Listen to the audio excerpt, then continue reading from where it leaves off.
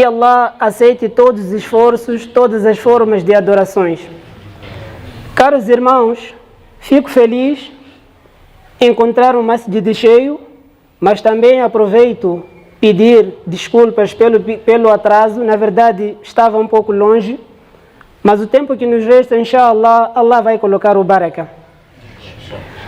Caros irmãos, para quem medita nos dias de hoje o curso dos acontecimentos, os fenômenos que têm nos atingido, as calamidades, as situações desastrosas, hoje em dia quase não saudamos um muçulmano e perguntamos acerca de sua situação, senão que ele se reclame.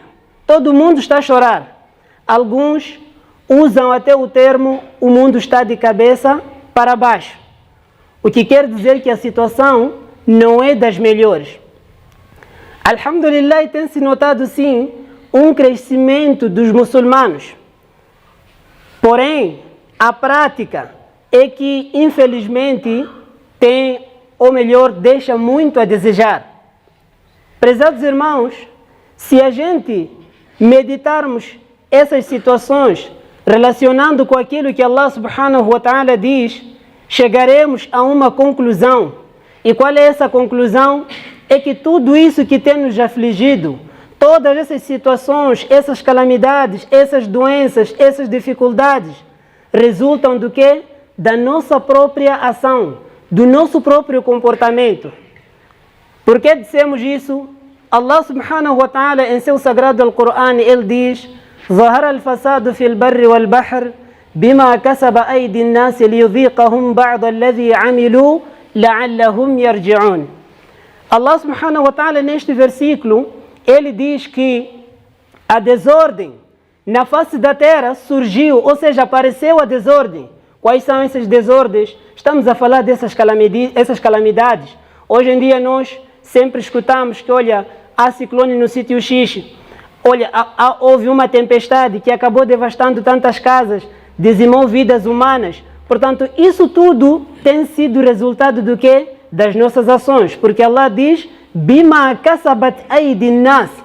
É por aquilo que os seres humanos praticaram do mal que essas consequências têm o quê? Têm nos atingido.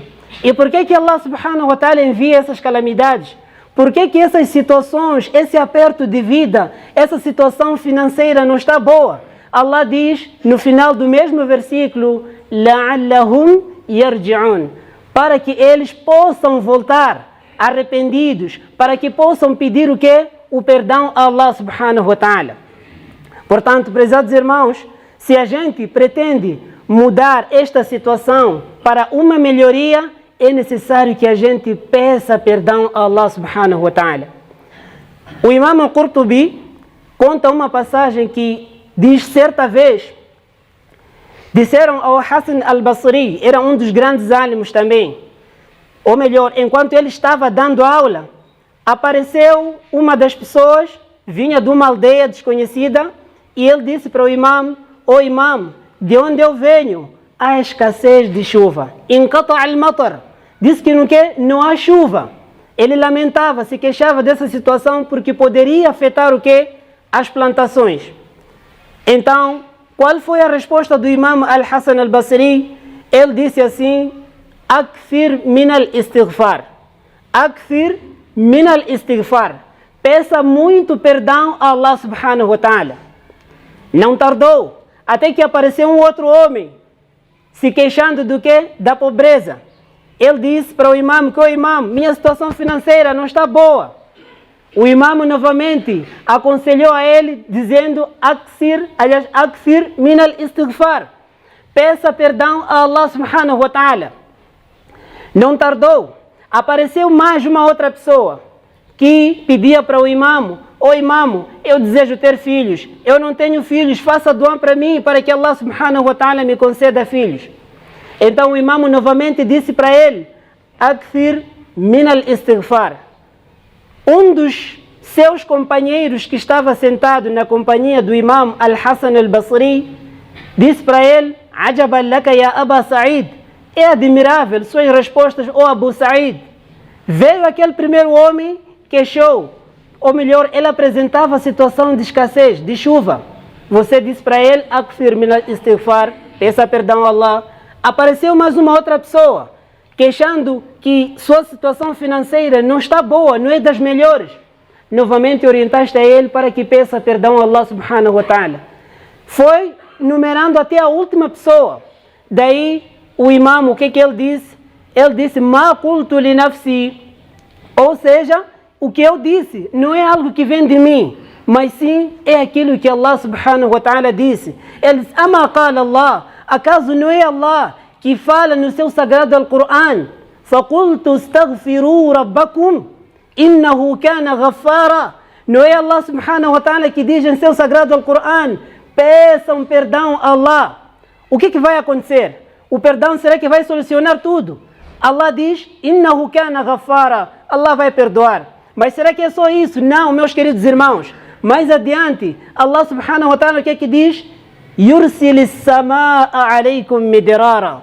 Allah subhanahu wa ta'ala fará descer chuva com abundância.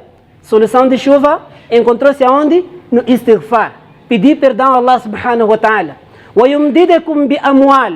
E Allah vai o quê? Vai aumentar o vosso sustento, a vossa riqueza, vossa situação financeira vai melhorar. Através do quê? Através do istighfar. وَيُمْدِدَكُمْ بِأَمْوَالٍ وَبَنِينَ. Assim como terão filhos. وَيَجْعَلْ لَكُمْ جَنَّاتٍ وَيَجْعَلْ لَكُمْ أَنْهَارًا. E Allah subhanahu wa ta'ala fará com que vossas plantações cresçam. Tudo isto, prezados irmãos, é o resultado do istighfar. Alguém poderia perguntar, por que está a falar do istighfar? Nós estamos no mês de Ramadã. Por que falar do istighfar? Por que falar do perdão? Caros irmãos, importa lembrar que a melhor prenda que o crente pode conquistar no mês de Ramadã é o perdão de Allah subhanahu wa ta'ala. O melhor tesouro que alguém pode conquistar é o perdão de Allah subhanahu wa ta'ala. Por que dissemos isso?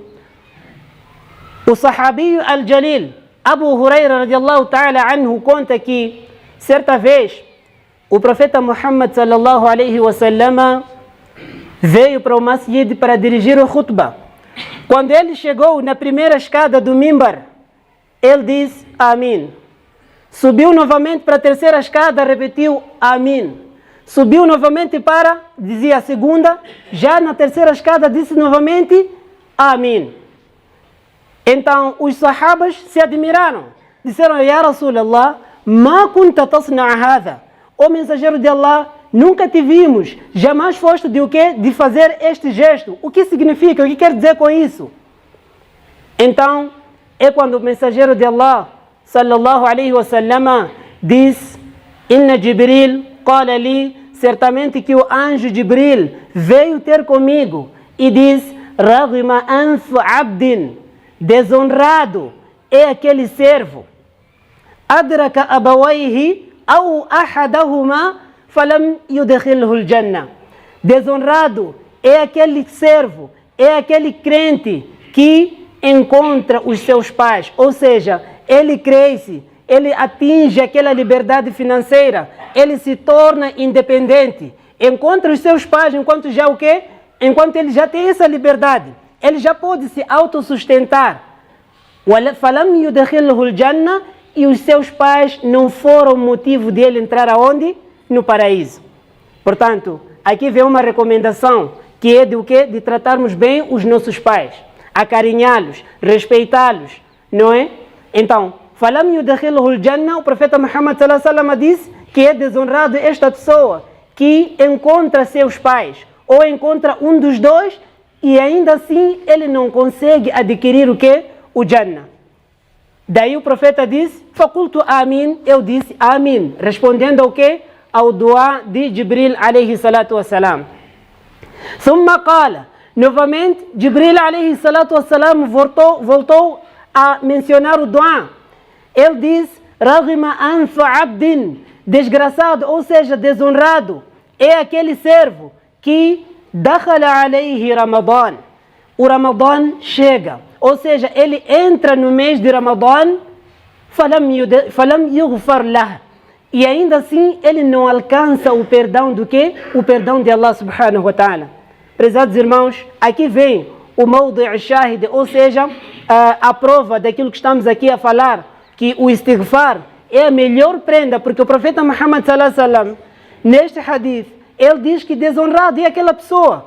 Você entra no Ramadã e não consegue o que? Alcançar o perdão de Allah subhanahu wa ta'ala. Sim, esta pessoa é considerada como o quê? Uma pessoa desonrada, uma pessoa infeliz. Portanto, é neste mês, prezados irmãos, apesar de faltarem já poucos os dias, que nós devemos redobrar nosso esforço, pedindo a Allah subhanahu wa ta'ala para que possa nos perdoar. Que Allah perdoe a todos nós. E Jibril alayhi salatu wassalam tornou novamente a dizer que Ragma anfumri'in, desonrado, é aquela pessoa que Zukirta indahu, seu nome, ó Muhammad, é mencionado na presença dele. Ele escuta Muhammad sallallahu alayhi wasallam. Falam yusalli alayka, e ele não envia paz e bênção para si, não diz sallallahu alayhi wasallam. Portanto, esta pessoa também o que? É uma desonrada, é uma das pessoas infelizes. Portanto, o que é que nos ensina essas palavras aqui? É que quando escutamos o nome do profeta Muhammad sallallahu alaihi wasallam a ser mencionado, o que é que devemos fazer? Dizer sallallahu alaihi wasallam. Portanto, pesados irmãos, esta é uma das nossas obrigações. Já que estamos também nos últimos dias, é importante falarmos de alguns sunnas. É importante falarmos de alguns sunnas que devem ser observados especialmente nesta última dezena. É relatado que o profeta Muhammad sallallahu alaihi wasallam كان يعتكف في كل رمضان 10 أيام. O profeta Muhammad sallallahu alaihi wasallam costumava a se manter em retiro, isto é, fazia o itikaf, ia para o masjid. Para o quê? Para adorar Allah subhanahu wa ta'ala. Ele prevalecia na última dezena do Ramadã 10 dias aonde? No masjid. A procura do quê? A procura do Laylatul Qadr, a noite do decreto. Aquela noite que já sabemos foi a noite em que Allah subhanahu wa ta'ala revelou o quê? Revelou o sagrado Al-Qur'an. É aquela noite que é melhor do que 1000 meses, porque Allah subhanahu wa ta'ala diz Laylatul Qadr khayrun min alf shahr. Portanto, uma das prendas também que foi concedido a este umma é de o quê? É de ter essa noite, que é de Laylatul Qadr. É verdade que sim, nós vivemos menos tempo comparando com o quê? As pessoas que viviam antigamente, que poderiam viver 200, 300 anos. Mas Allah subhanahu wa ta'ala nos deu oportunidades de a gente o quê? De a gente alcançar maiores benefícios, apesar do quê? Do período da nossa vida ser curta. Portanto, aquela pessoa que se encontrar nesta noite adorando Allah subhanahu wa ta'ala, este sim alcançará esta recompensa melhor do que 1000 meses. Alguns ulamás tentam fazer cálculo deste período. Disseram que equivale a 83 anos. Mas a verdade é que não são 83 anos. Por quê? Porque o termo que Allah subhanahu wa ta'ala se referiu no sagrado Al-Qur'an, ele disse khayrun, é melhor. Não usou o termo equivalente, portanto, é melhor. Aí já dependerá sim do que? Do nosso imã, da nossa própria fé. Nós já sabemos que toda ação que nós praticamos é multiplicada 10 vezes, não é isso? Al-hasanatu bi'ashri amthaliha. Uma boa ação praticada é multiplicada o quê? 10 vezes. E pode ainda ser triplicada, multiplicada dos 10 até 700 vezes. Quando é que alcançaremos ao topo? Isso será quando a gente fizer o nosso ibadah com perfeição. Quando a gente procurar com a nossa própria oração, com o nosso zakat, com qualquer forma de adoração, procurarmos somente agradar a quem? Allah subhanahu wa ta'ala. Porque às vezes pode entrar o riya, alguém pode se calhar tirar o zakat, pode se calhar tirar alguma coisa para ser visto, ou ser dito que fulano é isto, fulano é aquilo. Então aí a recompensa faz o quê? Diminui. A recompensa diminui. Portanto, o servo deve procurar o quê? Sempre agradar a Allah subhanahu wa ta'ala. Então já falamos que um dos sunnas qual é? é de a gente observar o itikaf. Se a pessoa não puder pernoitar toda a noite, aliás, aproveito também chamar a atenção, porque há pessoas que, infelizmente, vão para os massajids, ficam toda a noite no ibada, que é muito bom. Quando chega aquela hora de Fajr, já não consegue se concentrar. Para fazer o quê? O Salatul Fajr. Dissemos para esta pessoa que, se a pessoa acha que não tem capacidade de passar toda a noite no ibada, durma uma parte da noite. Não há nenhum mal. Ali radiallahu ta'ala anhu, ele conta que o profeta Muhammad sallallahu alaihi wasallam, quando chegava nesta última dezena, ele, shadda mi'zara, ele costumava apertar o quê? A sua calça. Isto é, os ulamás interpretaram, disseram que era uma forma de dizer que o profeta costumava manter a abstinência das suas esposas. E outros ulamás disseram que shadda mi'zara significa que o profeta se preparava para a adoração. Era momento que ele se dedicava unicamente para Allah, desligando-se completamente daquilo que é mundano. Wa ahya layla, e costumava o quê? Manter-se acordado durante a noite na adoração, pedindo a Allah subhanahu wa ta'ala. Wa ayqadha ahla, mas também procurava acordar seus familiares para a adoração. Aqui vem um shahid, aqui vem uma prova. Se ele acordava quem? Pessoa que estava a dormir, não é isso? Isso quer dizer que a pessoa pode descansar uma parte da noite e acordar a outra parte para fazer o quê? O ibada. Lembro-me que antigamente nós pensávamos assim que o Laylatul Qadr é um minuto que passa ou uma hora que se a pessoa apanhar sono, pronto, já foi. Mas não é bem assim. O Laylatul Qadr é toda noite. É toda noite. Por quê? Allah subhanahu wa ta'ala no seu sagrado Al-Qur'an, ele diz, depois de mencionar Inna anzalna fi laylatul qadr, mais adiante, ele diz Salamun hiya, essa noite é paz, é tranquila, hatta matla'il fajr, até a hora do quê? A hora do fajr.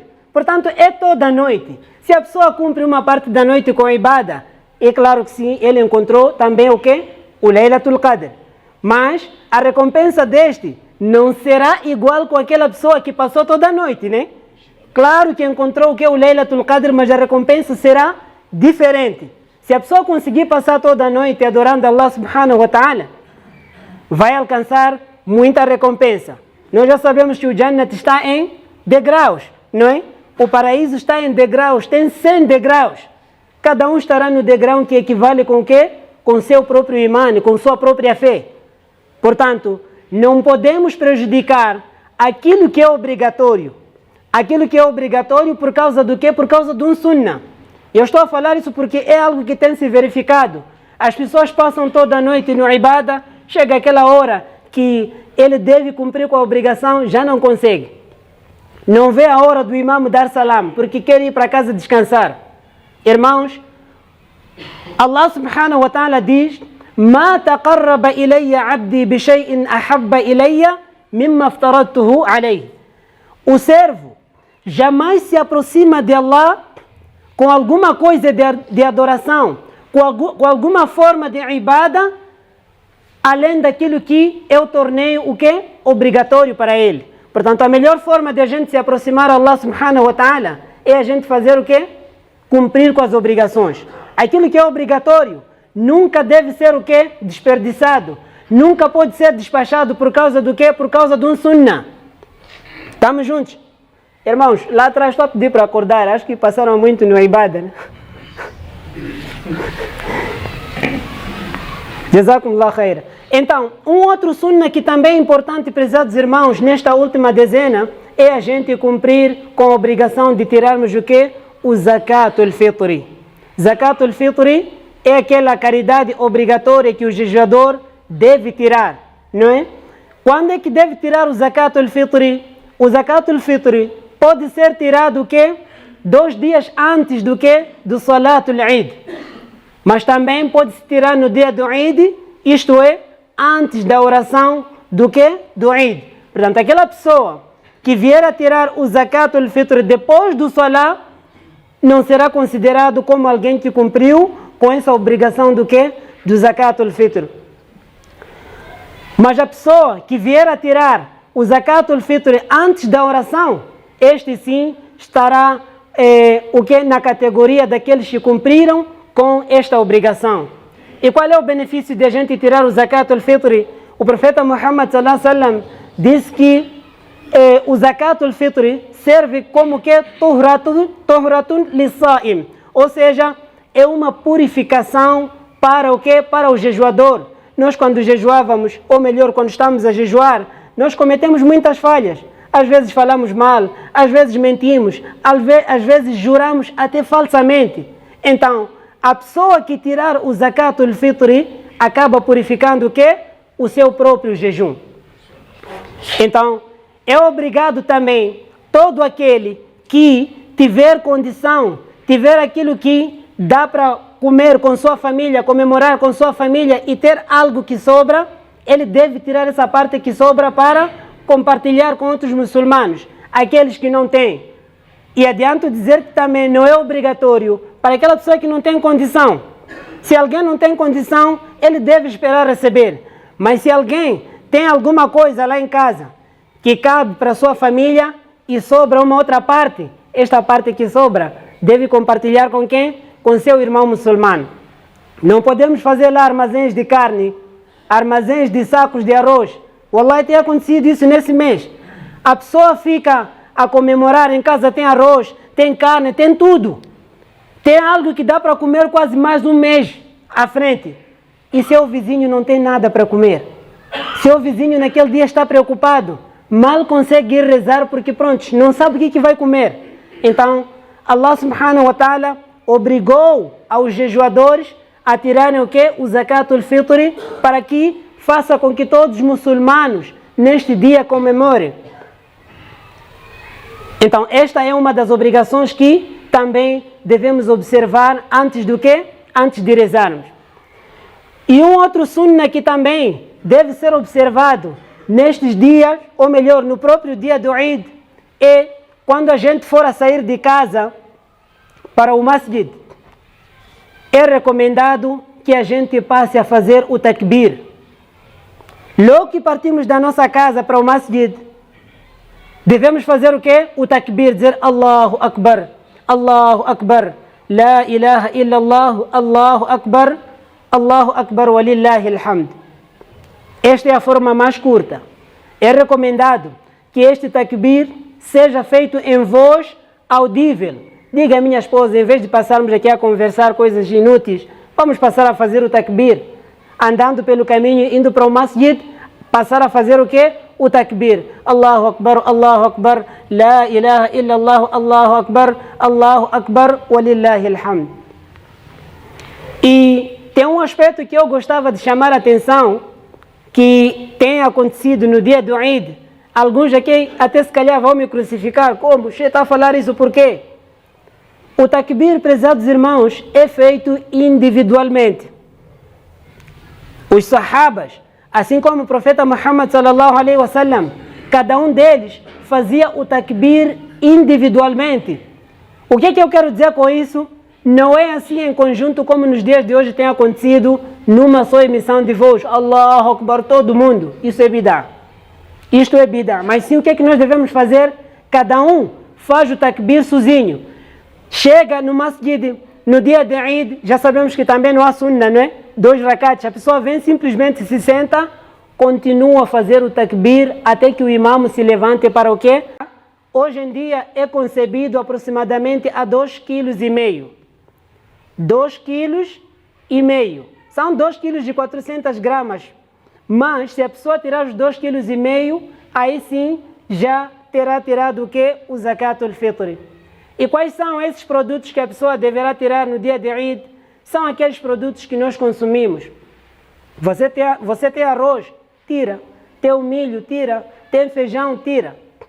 É recomendado a gente tirar em produtos. Mas existem opiniões de alguns ulamás que também aceitam, ou seja, permitem que se tirem o quê? Em dinheiro. Mas é verdade que esse dinheiro também temos de calcular. Será que dá para comprar os 2,5 kg de arroz ou, por exemplo, de milho? Porque algumas pessoas antigamente tiravam 5 meticais iam atrás do imam, davam ao imam, diziam que eu já terei meu zakat al-fitr. Isto não é zakat al-fitr. 5 meticais vai caber para comprar o quê?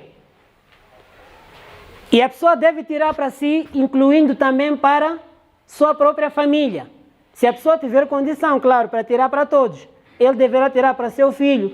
Até o bebê recém-nascido deverá ser tirado o quê? O zakat al-fitr para ele. Dirigimos estas quantias para as pessoas necessitadas. Se não conhecermos, nada mal chegarmos aqui no masjid, procuramos o imam poderá alocar o quê? Este zakat para as pessoas que têm o direito de receber o zakat al-fitr. Chegando aqui, é tanta coisa que poderíamos mencionar, mas o tempo também já está a nos fugir. Que Allah subhanahu wa ta'ala nos dê compreensão dessas curtas palavras.